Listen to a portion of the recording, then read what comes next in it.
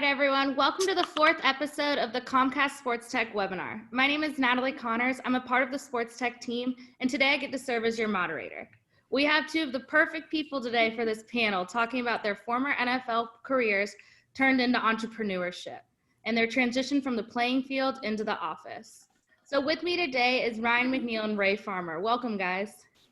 Thank you, Natalie. Welcome. Thanks for having us. Yeah, of course. So first I'll start off with Ryan. Ryan, I'm very excited to have you here with us today. Ryan is a former NFL All-Pro cornerback who played 11 years in the NFL for 6 teams, and he's definitely no stranger to entrepreneurship with 20 years of experience. Ryan's the founder and managing partner of OT Enterprises. It's a media and marketing and technology firm focused on business and lifestyle of sports. His current project is a new database-driven sports technology called SportsID. Welcome, Ryan. Thank you for having me. Yeah, of course. We'd love to have you here. Ray, on the other hand, is also no stranger to the NFL, both playing for teams and then moving on to fill a few different cleats. So he joined the pro personnel department for the Falcons. He was a pro director for the Kansas City Chiefs, a general manager for the Browns, and ultimately, he's a serial entrepreneur who also co-founded SportsID. Hello, Ray. Hello, Natalie. How are you? Good to see you again. Good. So for those of you joining us today, please feel free to chat with us throughout the entire session. Please chat. Yeah, we love to hear what you guys have to say. Send your name, where you're from, and any questions you'd like for the panel to answer at the end. So with that being said, I'm going to run a poll for our audience. So to get us started, before Ray tells us how the two of them met, you guys take a few minutes to answer these questions. So Ray, while the audience is going through those questions about how many startups they've been involved with and what sport that Ray was also drafted into, can you tell us how you and Ryan met? Absolutely. So Ryan and I met through a mutual acquaintance. We were actually at a youth track event. So both my kids run track, and this is several years ago. So they were smaller at the time, and we ended up kind of getting together because Ray Buchanan, if I'm not mistaken, was the conduit that said, "Hey, I talked to Ray because his kids were on my track team. Ryan was there visiting with some of his nieces and nephews running. He said, you guys are doing some things that are kind of similar. You should talk." And I knew who Ryan was, of course. Not sure if he knew who I was. He's always pretended as though he knew who I was, but I don't think that's true. But I knew who he was because, again, I worked in personnel. I had to know who he was. So anyway, long story short, we ended up talking, talked a little bit about the ideas that we had, saw we were in a similar space. That then led to us kind of spending a lot of time together over the next 6 months to a year. And then here we are several years later, and probably one of my dearest friends. So I'm glad that Ray Buchanan made that introduction. Yeah, that's awesome. So I'm going to end the poll now. Ray, a lot of people thought that there was a potential you were drafted in ballet, which is good to see. I can see it. But they did get the answer correct with baseball. And then most of our audience have been involved in 5 or more startups, but we'll share those results definitely online with you guys at Comcast SportsTech. So you guys talked about how you met. So what is the comparison in forming a sports team versus forming an entrepreneurial team? I'll take the first shot at this one. Ray's probably better at it than I, but forming teams is pretty simple. You got to decide on what type of team you want. Then you got to evaluate the talent, assemble a talent, then assign roles, responsibilities, and jobs. I think you got to keep it simple. As you get higher levels, high school, college, and pro, you become really specific. And so you look for certain talents. And so I think Ray can probably chime in as to, what his strategy was in forming teams. I agree with Ryan on that. I just want to know as a teammate why I didn't get the SportsID t-shirt like he has on, but we'll let that slide under the auspice of us being on the webinar now. But seriously, I think it's a lot to do with chemistry, right? I think that synergy is a big word in most organizations. And the fact that as talented as Ryan is, as untalented as I am, somehow those things have to come together and be greater than the sum of their parts. And I think that's one of the strongest things that Ryan and I had was chemistry and the ability to kind of ebb and flow and vibe off of each other. And in situations where he was dominant. I had no problem allowing him to take the lead and vice versa. So I think that you got to have that type of synergy and chemistry to make the skill sets that he spoke about work. Right. And so how does that parallel when you're on the football field, having that chemistry and everything? Is it a pretty similar experience for you guys? It is. A lot of it is dictated by coaching, right? Game plan, the strategy going into the game. But there are certain guys who do certain things on a defensive line. I play defense, obviously. Their job is to put pressure on the quarterback. Linebacker's job is to stop the run primarily as a defensive back. My job was to not to let the opposing receiver catch the ball. And so we all have a job to do. I tell people all the time, I can play defensive tackle, but you'd be better served for me playing cornerback. And I think that's what, has to happen as I mentioned before, know your role, know your responsibility, and know that the other guys on the field are counting on you to do your job. I would echo Ryan's sentiments again, and I would add an element of, as we just consider sports teams and success that they've had historically, right? The easiest one right now to comment on is probably the New England Patriots. And if I'm being honest, and this is with Tom Brady, this is not Tom being in Tampa Bay now, but the reality is that the New England Patriots were never really the most talented team, guy for guy, that played. They had ungodly chemistry and ability to vibe off of one another and to play beyond what their individual talents actually brought them to. So again, I go back to synergy, and to Ryan's point, what we would say in the scouting world is player utilization, how guys kind of fall into the roles they're asked to play. And as long as guys, again, another New England Patriot comment, know their roles and do their jobs and do it at a high level, then we can have success. And I think when those things become natural and an easy part of what you do, it makes it that much more fun and engaging of a process. Awesome. So Ryan, you touched on the pressure, of the sports and protecting, that quarterback and making sure the team's working together. How does that mindset of handling pressure on the playing field transfer into the office? It's pretty similar, right? It's pretty similar. I think in sports, it's a zero-sum game. You go in, you win or you lose. In technology, in a startup, you have KPIs, key performance metrics, indexes, and you compare yourself to what other companies done compared to what you're doing. And so there's a lot of information. In the games, things change, the weather, your teammates hurt, opposing players hurt. So there's a lot of variables that you don't see or don't know going into the game. You can practice, and this happened to me tons of times, practice a particular game plan or strategy going into the game, and lo and behold, they change the player, right? Change the quarterback, change the running back, change the receiver. And that causes the defense to kind of have to adjust and change. And so I call that a micro pivot. So micro pivots happen in technology all the time, whether or not, you're going with the color blue instead of red, you're doing a freemium instead of a cost, that happens all the time. And so there are similarities there in the mindset, and the mindset for the founder or co-founders is similar. You got to be able to adjust. That's the one thing that I think being an athlete allowed me to do or learn is adjust on the fly, adjust quickly.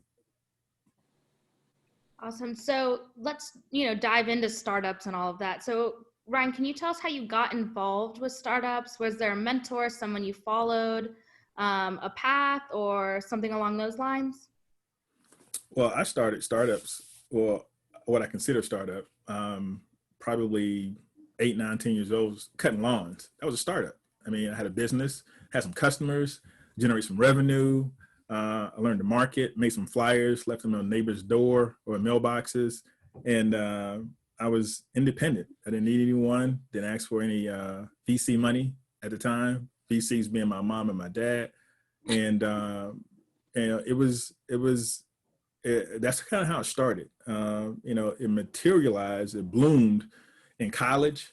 I think I started my first company, official company, with the Secretary of State and all that good stuff in college. And so That's how I started. I knew that's what I wanted to do. I started initially, my initial major in college was entrepreneurship. There was a new major at the University of Miami, and I wanted to do it, but then I thought that if I was successful in sports, I'll be lucky enough to have enough money, at least start at least one company. And so that's what happened. And Ray, do you want to talk a little bit about how you got from athlete to entrepreneur and how that journey looked for you? My journey was quite different than Ryan's. I was not corporate America, because sports is kind of its own little crazy microcosm. So after playing, I kind of jumped onto the front office track, and I was in that world for almost 20 years before now, even though I still have on Rams gear. I still consult and kind of, I'm in that world, but not as much as I was before when you work full time. Anyway, I got into the entrepreneurship game when I got done as a general manager with the Browns and decided there were other things that piqued my interest. And so I just started dibbling and dabbling. I contacted some friends, I contacted some associates and people that I had known, and I tried to stick with kind of what I knew, which was things that were near and dear to me that I didn't consider work. And so this whole venture led me to the sports ID thing with Ryan, and I was going down a similar path, named slightly different, slightly on the same path, but again, not all the way there, but some of our ideas kind of matched. And one of the things that me and Ryan talk about routinely is the idea of there's no reason to reinvent the wheel. When I can partner and share and come together with somebody else that's going down the same path, sometimes that's the most advantageous path to take. So that's how I kind of really got in, and been asked to do a ton of things. Some I've decided that really are near and dear to my heart, and I chase those probably a lot more passionately than some of the ones that actually probably make me more money, unfortunately. You got to follow your passions, Ray. You're on the right track. So you kind of touched a little bit on strategy. Do you guys want to go into the strategy of, forming this idea versus how that differed from your mindsets? What helped you guys be successful making this startup, this go around, having started them in the past? That's easy. Ryan just listens to me. And then when I come up with good suggestions, he just does it. Go ahead, Mac. I'm sorry. No, that's a good one. So as Ray mentioned before, we are big fans of collaborating, right? Not reinventing the wheel. In sports, I'm gonna tell you all a dirty little secret. Sports is a copycat industry. If Ray does well in something, I'm gonna find out what Ray's doing. I'm gonna copy it, maybe tweak it a little bit, but we're gonna use it. Doesn't matter what it is. Find out what his weight, his strength, training routine, what they ate for breakfast. If they were 12-0, hey, we're gonna eat that same thing for breakfast. As far as it goes from what you were saying about the strategies vary. I played on teams that had a game plan 1 or 2 pages. I played on a team that had a game plan 50 pages. And so it just depends. In the startup world, I think strategies, should be simplified too. One of the things that was pounded in my head doing the farm accelerator was customers, right? Customers are the most important part of the equation. And even though we had expertise, oozing sports expertise from my team, because the rest of the team, and I'm sure we'll get into that, played sports, were athletes as well. And we knew kind of what we wanted to do. The farm, Ricky and the likes, Tara, Aaron, what we got challenged with, Barunda was, are you certain? And so we had to go and sit down and talk to customers about, our hypothesis. And the first product, we launched was Camp ID, and sitting down talking to camp directors. And one thing that we realized was that, the camp directors aren't monolithic, right? There's extremes. You have the free charitable organization that had 20 kids to the big 3,000 kid camp that is a business model. They go year round and they produce, 100 camps. And so, and everything in between. And so it's interesting listening to those customers because they had different pain points, they had different problems, and the strategies have to be different and address those problems. So to your point, Natalie, you have to be real flexible. It's not one size fits all, and that's what we learned, and that's what you have to adjust to as a starter. I want to add one thing to that. There's a book out there called Blue Ocean, and I would be remiss if I didn't say this because we had our internal battles, and Ryan's 1,000% correct, of customer discovery and all the back and forth that we had and how the farm really kind of impacted our mental state about certain things that we knew about. And so I think consequently, subject matter expertise is important. I don't want that to go unheralded because sometimes specifically for us, we found ourselves in a space where we knew better than most on certain things because it's the environments and places we had been for years.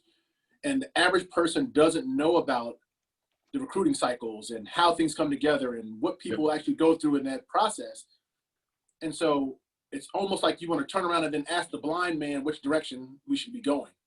And so consequently, there's this constant back and forth of what you may know to be true versus what customers actually think they want. But there was a lot more conversation in that than the customer angle being always right. I would caution anyone in that space to understand subject matter expertise in front of just what the customer says he wants. And because the customer will bend at times when he realizes that there's a better offering than what historically had been presented. Yeah, I believe that. I agree with that. Yeah. No, I appreciate those answers. And I got to witness you both firsthand coming to the accelerator, which was quite the experience. Definitely great to have you both there. But I got to watch this mindset transfer and strategy transfer of who are we going to go for, what people are, who is our audience and everything. So, it is good that you guys figured it out and stuff. You talk about being a subject matter expertise, which, no one can argue that the both of you are in the sports world. So why was it so important for the both of you, and I'd like you both to answer this, to stay in the sports tech ecosystem? You could have gone on to another job and, Ray, you touched on salaries and stuff. So what was so important to you that you were driven back into the sports tech space, but not only that, the startup ecosystem? I also own a commercial real estate firm, which probably pays most of my bills, which is it's interesting. But and as much as I like kind of real estate and all of that, sports has always been my passion, right? So as a kid, I played football, basketball, baseball. I was never out of season, and so now I feel this. I don't know. I have not just a draw to sports, but a responsibility to give back and to give in a way that, again, my kids get it. My kids grow up with me. Like I've lived the sports cycle. I've worked in it. I still work in it. I talk to college coaches daily. I talk to professional guys daily. So I'm in that world on a constant basis. So my kids get the benefit of that. So many people out there don't get that. They don't get the insight from someone that can help them. And you're at the mercy of somebody that you don't know if they have their best interest and have your best interest at heart. So what I would say is that for me, the goal is to give the power back to the parent and to give the parent more insight into a space that unless they had a kid that previously engaged in it, they probably don't know, or unless they did it themselves. And so it's hard, right? If you just, like, my parents didn't go to college. So when I went through the process, it was learn on the fly. We're just kind of going as we go. And I think a lot of parents find themselves in that space. And so my heart goes out to those parents, and specifically those with limited resources and funds, to help those kids understand the space better. So, yeah, I'm attached from that angle. And sometimes I think it's better to find ways to engage a population and do better than it is just to make money. I appreciate that response. Ryan? For me, it's simple. I love sports. I mean, I really love sports. That's an inside joke for everybody. Natalie got it. Ryan started off every statement when he came to our accelerator talking about his love for sports, his real love for sports. So none of us ever were able to forget it. So even though sports is a huge industry, generates a lot of revenue, very popular. It has flaws. And I think, like Ray mentioned before, we understand those flaws. And the two biggest things that we focus on with Sports ID is efficiency and connectivity. And so we want to make things easier for not only parents, but everybody inside the sports ecosystem. And that's really our focus. And staying in sports was easy because we become subject matter experts because we started out as from the age of 6, 7, 8 years old, all the way to now. And so you're talking about 4+ decades of understanding the ebbs and flows of the industry, and to go to another industry and take that institutional knowledge with you, it made no sense to me. And we just saw more opportunities on the sports space. Everything I've done entrepreneurially revolved around sports. I didn't see myself as a coach. I didn't want to coach. I knew that right away. I didn't want to commentate. The one thought I did have was probably doing something like Ray, being in somebody's front office. That was the only consideration I had once I retired. But my passion, like Ray said before, is wanted to have kids and families to be able to enjoy sports in a different way. And, I think sports can change, lives. And I really believe that. And that's the main reason why I stayed involved in sports.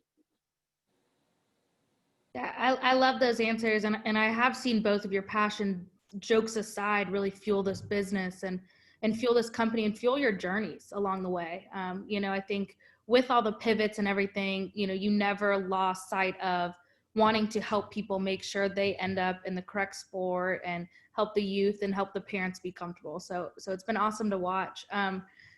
Obviously, you two are making a stance in the sports tech space and, encouraging it to grow and startup wise. How do we encourage other athletes that have a voice that are in this space to either invest in startups or, help shed light on ideas that they could be growing? Do you guys have any ideas as to how we can continue to get involvement so the sports tech ecosystem continues to grow? A couple ways, I think. I'll let Ray, chime in on his side, but I think that athletes are making probably 10x what the guys were making when I was playing. So you have individuals making $30, $40 million a year now. In some cases, 50 million plus. And so the money is different, right? So the mindset is different. And so a lot of athletes not only are investing, but they're starting funds or becoming part of funds. A good friend of ours, a good associate of ours, Rashawn Williams of Manhattan Venture Partners, probably the last 3 or 4 years, he's done a good job of aggregating athletes and getting them to understand the investment piece. And they focus mainly on established startups, not early stage startups, but now I think they're focusing on early stage startups. And then there's a lot of other athletes that are builders like me, like us, right? Who bootstrap, put in their own money, blood, sweat, and tears to grow something. The names that come to mind, Jason Fox, Ryan Mundy, just to name a few, but there are a lot of other athletes out there who are rolling their sleeves and giving this entrepreneur thing a go, especially in the sports tech space. And I'll say this, Natalie, before I turn it over to Ray, that if there are some sports tech startups that are watching and listening, if you don't have a professional athlete or an athlete on your team as an advisor or whatnot, or a team member, you're not really serious about what you're doing. There's so much institutional knowledge that athletes can bring to the table for startups. It's mind blowing. And for those who don't have them, you're doing yourself a disservice. I'll echo that again, Ryan. I agree with everything that you said. I'd add in guys like Marcus Colston, Dominic Easley in that development space. And so subsequently, to me, it's all about chasing your passion, right? Finding the things that really mean something to you that you can get involved with, that you would spend your time in, irregardless of how much money that you made from it. Some of these guys, to Ryan's point, they have no problem investing money. Time, on the other hand, is probably the thing that they are most restricted with. And I would tell you time is your most important currency, right?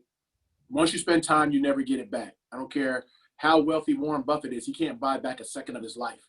If we can educate some of these younger guys with deeper pockets, or even just an inkling or an idea of things and solutions they want to provide, then you can help educate them on how they can turn that into a reality. And so I think we need to figure out more ways to blur that line with the business community. And I think part of that is what Ryan's instituted in like Tech Jocks, where guys that are in this space or want to learn about this space find an environment where they can actually talk to different companies, they can talk to different people in and around the space, and have an opportunity to really educate each other about what they can come together on. And so I think those type of events are necessary to educate both sides on what they can be missing out on, what they could be missing out on. And as a former athlete, no one ever took the time to talk to me about startups, right? Ryan had that bug naturally. I had to get it from getting out of the environment of sport and having enough resources to then start to scratch and sniff in areas that I didn't know about. But I was naturally curious and wanted to learn, and so here I am. But I think we just got to find a way to get companies and athletes on the same page about what's possible. And I think today's platform of athletes speaking out and having more voices and making those voices heard loudly, I think companies should do the same and be willing to engage those guys on whatever platform it is. Yeah, I think that's awesome. I think, you guys obviously are fortunate enough that you left the field and you went into the office and you already have this expertise. So it's nice to discuss that we need to bridge this gap between athletes that have this knowledge and want to, help provide either financially or just with their knowledge or anything along those lines. How do we get them into our startups? So I think that's awesome. And I'm glad that we're moving into figuring out that gap for sure. We're coming up on almost a few audience questions. I have a few more for you guys, but I want to encourage the audience to keep asking. Questions. Yeah, we do have a few coming in from our social media channels as well. So we'll get to those after this one. But I just want to ask the both of you if there's anything else that you would just like to say just regarding your journey from athletics and into entrepreneurship, and any advice from someone maybe thinking about doing the same. I would say that, be stubbornly realistic, right? There's no issue with having delusions of grandeur, but know that it's going to take some time and hard work, right? So I looked up a stat specifically for, I thought it might have been an audience question, what's the chances of becoming a unicorn? There are 1,119 startups that were VC backed between 2008 and 2018. And out of that number, only 12 became unicorns, right? So that's 1%. Similar on the sports side, 8 in 10,000 high school athletes make it to the NFL. So that's 0.08%. So basically, this shit's tough, right? So basically, it's not easy, but you got to have the fortitude, the will, the desire, the discipline to work at it. And I can say the same for our team. The Ray Farmers of the world, the Dr. James Perkinses of the world, Sean Merchants, Keenan Eccles, new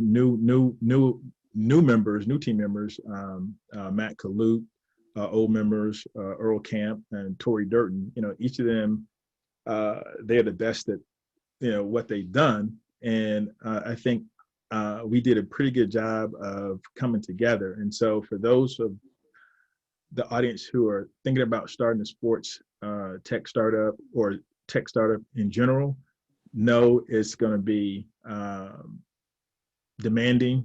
It's going to be tough, but I wouldn't want to be doing anything else, to be honest with you. And I love what I do, and you got to have that type of mindset in order to do it. I would echo Ryan's comments again and just say simply, don't despise small beginnings, right? As you get started, there are daily wins that you could celebrate, and something as simple as being able to connect with somebody that you've been chasing for a while, to me, is a win. Even though that conversation, that information may not generate revenue today, it could lead you down the next path that is the startup's kind of last bit to turn that key. So again, like Ryan said, I get excited every day to get up because every day is new. There's things to get involved in, and just know this: whatever you plant is what will grow. So don't think that you're going to sit on your behind and look around and all of a sudden it's going to happen. That will not happen with a startup. It's going to require some energy and some effort. So like Ryan said, it's tough, it's hard, but not sure what else I really want to be doing. Yeah. Well, I just have to say I've obviously loved watching Sports ID grow. So with that being said, guys, let's move on to audience questions.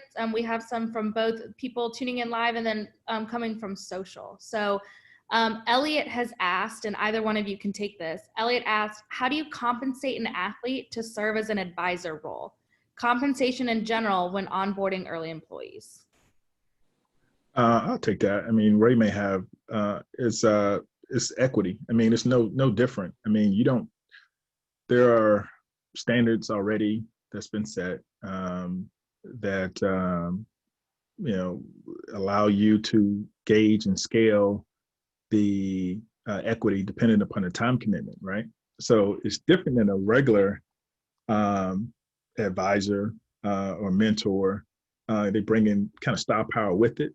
So you may pay a little bit of a premium, but typically what I do in my situation is like, if something I like, I may put additional monies into it, but I'm bringing the skills and expertise and knowledge base to the particular startup.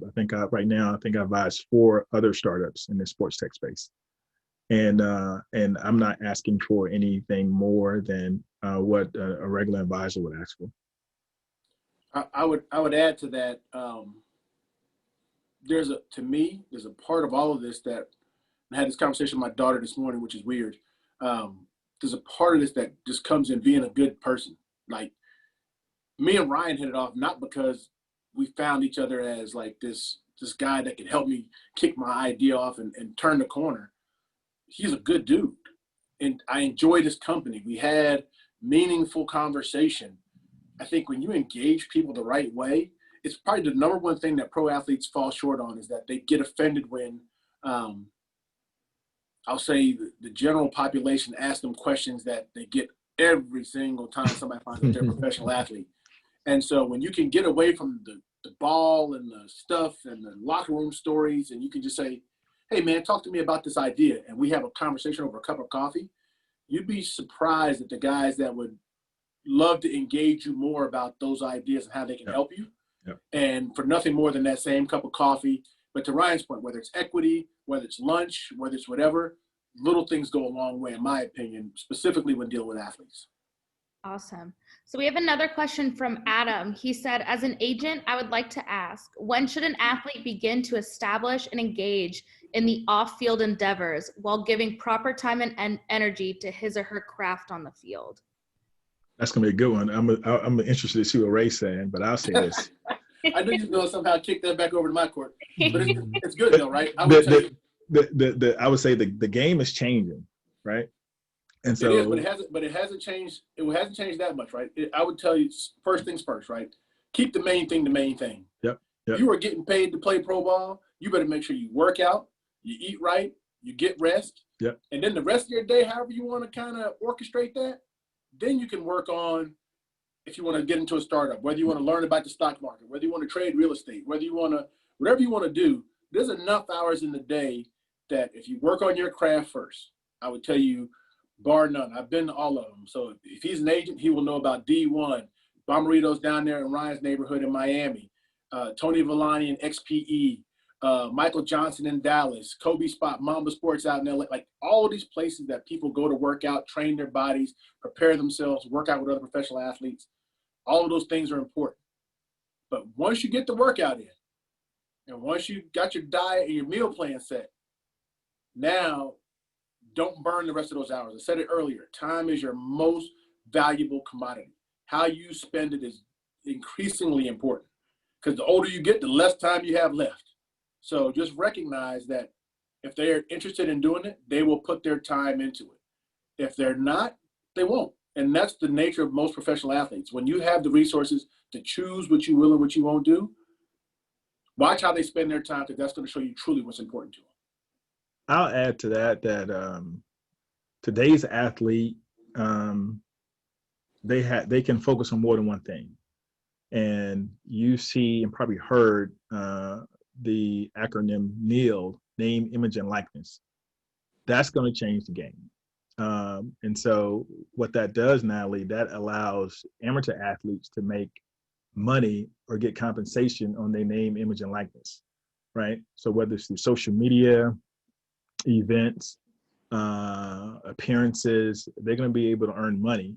And so as an agent, he or she needs to know all the rules and regulations, because different states are creating legislation around NEIL that is slightly different in California than it is in Florida, slightly different in Alabama than it is in Carolina. But bottom line is there's going to be a number of different ways that an athlete can make money and be compensated, which is a good thing. And so agents, new agents and old agents, will have to know all those rules and regulations. And so I don't think there's to Ray's point, I don't think you stop. I think you start as early as possible understanding it. So the learning curve is shorter when you have a kid coming out of high school to college, from college to pro. The more he or she knows, the less and shorter the learning curve is. So speaking of, name, image, and likeness, Robert asked, how do I evaluate an athlete's value in regards to social following? And what are other ways do I look at value outside of social? So Ryan, outside of that name, image, and likeness, how do they find their value, and what should they be evaluating it on? That's a very good question. And so to me, for us, and Ray can kind of give a little sneak peek as to how they make evaluations on the pro side. But for me, I want to know who their friends are. And if this is a young man or young woman that I can depend on. And so you dig a little deeper and talk to the teachers, talk to the coaches, talk to the teammates. To me, it's a deeper evaluation. It's not going to be cookie cutter. It's not going to be cut and dry. And that's one of the things that we building into our platform on the Sports ID side, is that overall 360 evaluation. And so if a brand, local company, car dealership, want to do an activation, they have some data and information on the young athlete and whether to work with them or not. I would agree with Ryan. And I wasn't going to talk about NEIL, but Ryan brought it up. So here we go. The name, image, and likeness piece is interesting. And so to answer his question, from my perspective, it's the word influence, right? So different than what we represented in our generation, kids today now can be really, really, really, really influential just based upon a random amount of circumstances, right? There's kids here in Gwinnett County, where I'm at, that have over 1 million followers on different social media platforms. And so that's valuable. And so subsequently, like I said, whether it's social media followings, and then I would tell you it's also community relations, to Ryan's point. The example I would give you is the young man, Trevor Lawrence, who's the quarterback at Clemson. He's from Cartersville. You go to Cartersville and you ask anybody about Trevor Lawrence, and it's easy. They all know who he is. They all know that if they had a chance to partner with him, they would. I went to the Milken Conference a few years ago when Kobe was there, and they asked Kobe Bryant. Well, Kobe was on stage. Michael Milken asked him a question: who would love to do business with Kobe? Everybody in the place stood up, right? So it's easy to understand, specifically if you could get into local markets and try to Ryan's point, understand who has influence. Influence is going to be the currency of NEIL House. The kids that actually can send out a tweet and you can watch people change and activate, that's going to become paramount for how people do business. And there's going to be a cost associated with all of those actions. And so the closer you can get to the kid, the closer you can get to the family to understand who he is, even the community at large will give you a leg up in trying to truly understand what the value of that person's influence is. Yeah, absolutely. And Ray, let's be easy on the Clemson. I'm a Gamecock, so So that I will tell you, congratulations on getting Gunnar Stockton. Gunnar Stockton is your top recruited quarterback this year. I don't know if you knew that. He's the #1 dual threat quarterback in the country for the class of 2022. So, again, see, I got some Gamecock knowledge for you. That's all I want to hear. All right, we're coming up. We have a few more minutes, so let's finish a few of the audience questions. So, guys, Jennifer asked, and I think this will be interesting to hear from the both of you.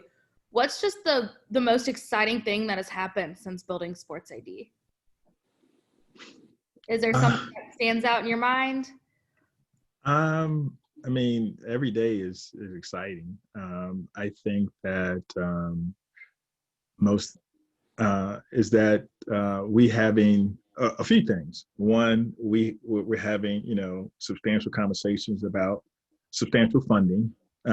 We've been able to get funding through convertible notes for the last year or so. Folks, you know, investing their hard-earned money into our idea, which is good. And you can see the light at the end of the tunnel, right? Sometimes as an entrepreneur, you can't see the forest for the trees. You grinding. Now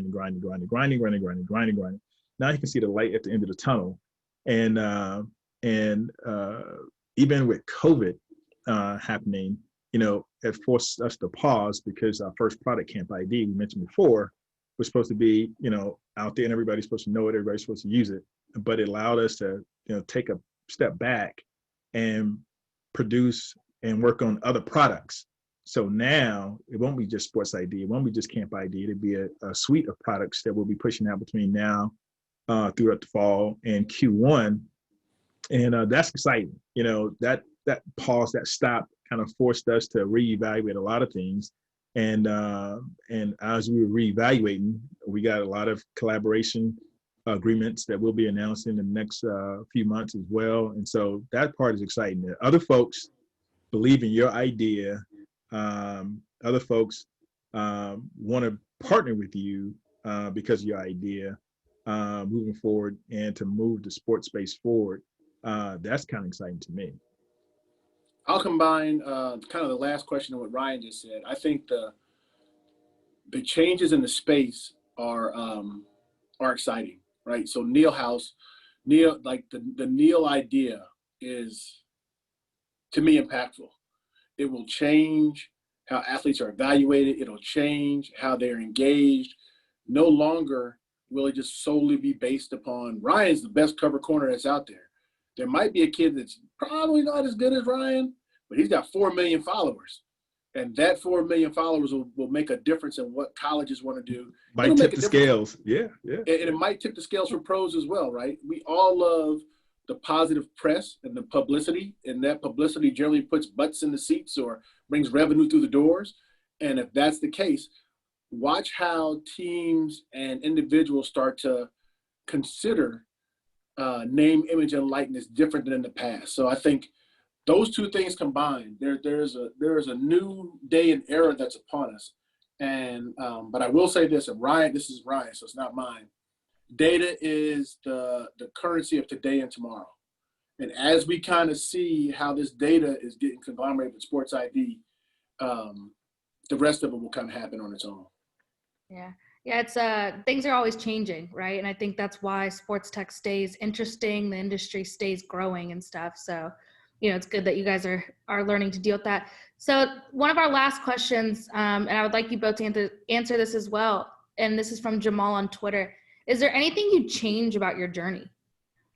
You know, and No. I think that gauges from being an athlete moving into that office. Is there anything you would change? Is there anything you'd go back and do different? Absolutely not. As tough as it was, as hard as it was, I wouldn't change anything. Natalie, he didn't have anything tough. This dude was a tough player, played the NFL. Another question to Ray. Hey, it's my time. It's my question. It's my question. So for everybody. Stop it. So I'll say this. It was tougher than I thought, but it was more rewarding than I can ever dream of. Right. And I wouldn't change a thing. A mentor of mine has a saying called dummy tax. And that's when you spend your time, your money to learn something, to get to somewhere. And the thing that Ray and I do often, even with our cohort at the farm, was give back. And so to allow the companies like Olympo Labs and the others, not to pay that dummy tax. We already paid it already. So I'm giving you this information. And so I wouldn't change anything, nothing at all. I would change a lot.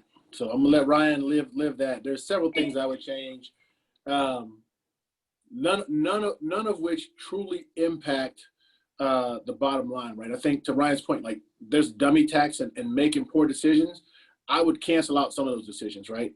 And the one thing I would probably change is I would have been, as much as I thought I was a networker in college, the older I've gotten, I've seen the value in people. I would have spent more countless hours developing stronger relationships earlier in life. There's only a few people that I still kind of associate with from way, way back in my past. So like there's a high school baseball coach, Dale Lyons, who's still a near and dear friend. There's others, and I mentioned Imes by name because candidly, he probably was the first person to ever tell me, hey, look here, kid, you're really good, but I really don't care. Right? Which is hard for an athlete to hear when you're young and you're the best kid on the team and everyone knows it. And he's like, look, you're good, but you ain't that good. And he constantly sang that message into my head of, you better keep working, otherwise somebody's going to catch you and pass you. I would have spent more time developing relationships with people like that genuinely had my best interest at heart, even though at the time I probably couldn't see it. So I would go back and really embrace some of the people that I probably was abrasive to when I was younger, just to kind of hear their perspective out differently. So I think there's a lot that we can learn from each other if we're just open into listening. And that's what I would encourage everyone that is listening to this or may hear this is that just because somebody disagrees with you on the surface, if you stop trying to get your points across and just listen and try to understand, you may find a different perspective of what's actually the right thing to do. Natalie, I'll add to that. I would say I thought about it, and Ray put me on the spot. No. Let me finish. Let me finish because it's relevant to me. The one thing I would change is doing a better job. And Ray said more networking. For me, it's more engaging with my family, right? So the process of playing high school sports, playing college sports, playing pro sports, you miss a lot. You miss anniversaries, birthdays, graduations, funerals, family reunions, and you have to learn your family all over again once you retire. And so to me, I was really a vacuum kind of guy, right? Focus on things in a vacuum. Sports over here, families over here, business over here, everything was in its own vacuum. And so if I went back and changed things, I would be more amenable to have things blend a little bit more. I kept everything so separate, right? And I think it was fun after I retired, learning my family all over again, good, bad, or indifferent, and knowing real names as opposed to nicknames and things like that. So that was, and I'm still learning my family. I would say that I have two beautiful daughters. Parker Gray, who's 7, and Kyla Monet McNeil, who's 23. And, things that you assumed as a father and growing up and about friends and family that you learn is like, oh, this is why they do that. This is why they like that. And so that's fun. I would do more of that early on as opposed to later. That was a good one, Matt. Blurring that line is actually, it is important. It's I know a lot of people talk about work-life balance, and for any of us that are entrepreneurs or any of us that are in corporate America that have grandeur of climbing the corporate ladder, family generally takes the back seat.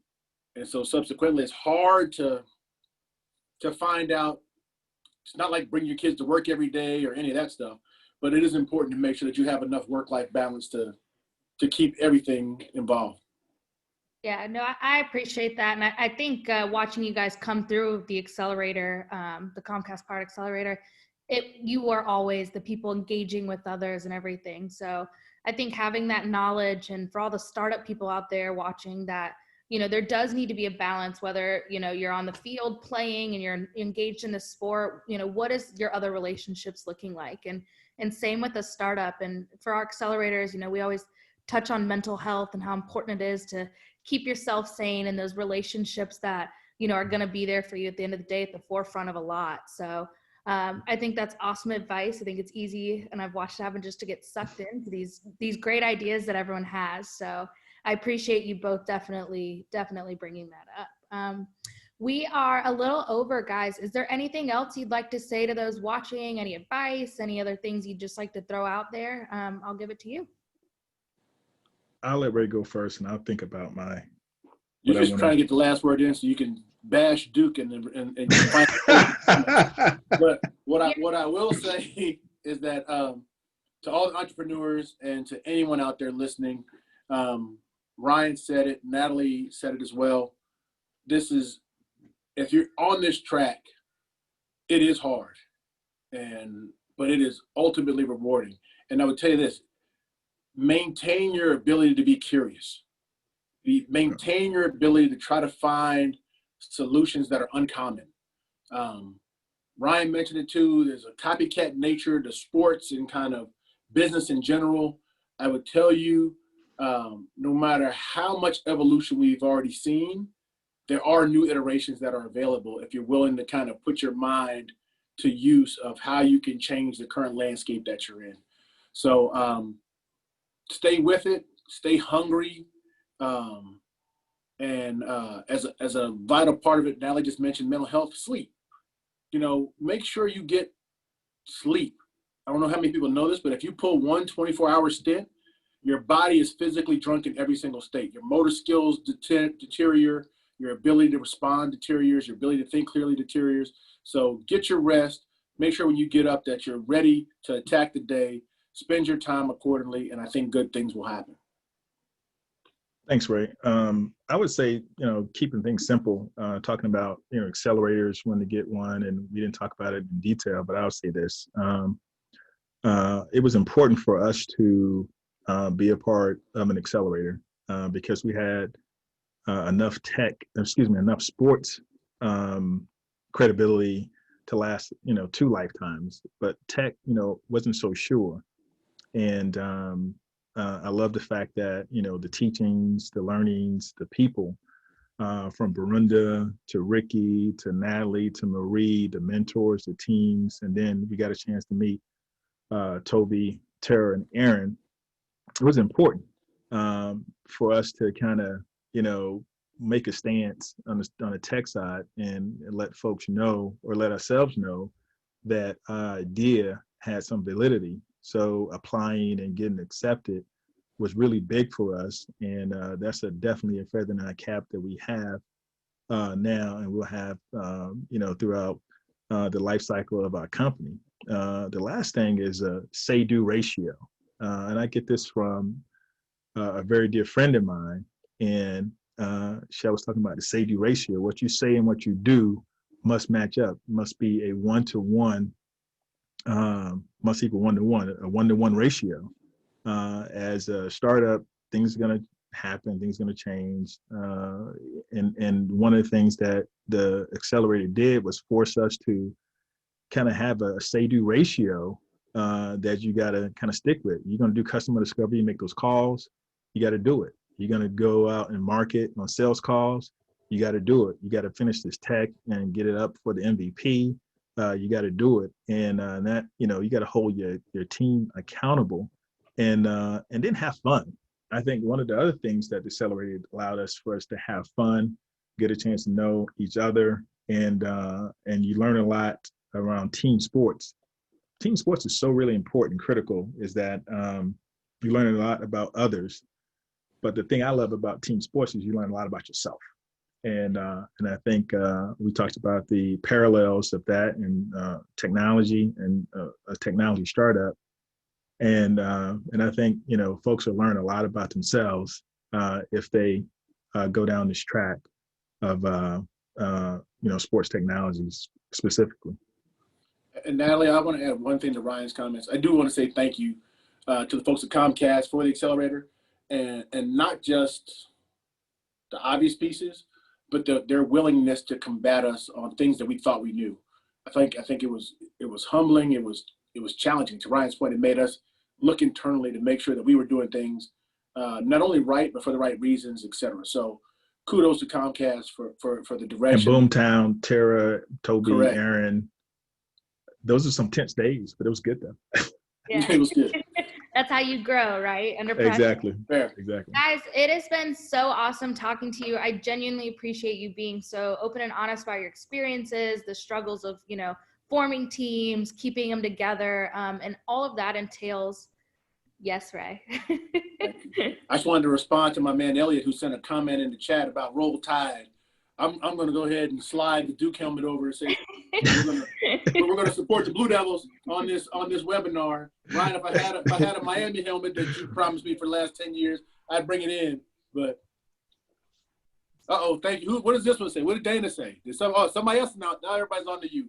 I got to go, Natalie. This is not I see you, David. I see you, David. Ray, I'll let you drop off so you don't get too much grief on your choice of teams here. But guys, just one last thing. Where can we follow you on social? How can the audience show your support? If they want to shoot you a few messages following this, where can they contact you guys? I'll go first because Ryan has like 87,000 handles. I don't. I am only on LinkedIn. Ray Farmer, with former Cleveland Browns guy, etc., is only on LinkedIn. I have other profiles, but they're simply to manage my youthful kids who make all kinds of mistakes on social media. So, but I'm not on IG. I'm not on all the Facebook. That's not my world. My only world is on LinkedIn. And Ryan, do you want to tell us where we can find Sports ID? Yeah, it's easy. I think all of our social handles are My Sports ID. And like Ray said, on LinkedIn, Ryan McNeil, founder, CEO of Sports ID. We're easy to find. Folks can Google us. The one thing about Natalie, about playing professional sports and being in the public, people can find you pretty easy. So they can find us pretty easy. No, they can't. If you work on being anonymous, you can. I was trying to be famous. All right, guys, I really appreciate your time. Audience, I appreciate you guys all tuning in. Great questions, great engagement. Shoot us anything at ComcastSportsTech.com if you want to talk to us there as well. And guys, great panel, and we look forward to talking to you in the future. Thanks again, Natalie. Thanks, everybody. Awesome. You guys have a good one. Bye. Bye-bye. Bye-bye.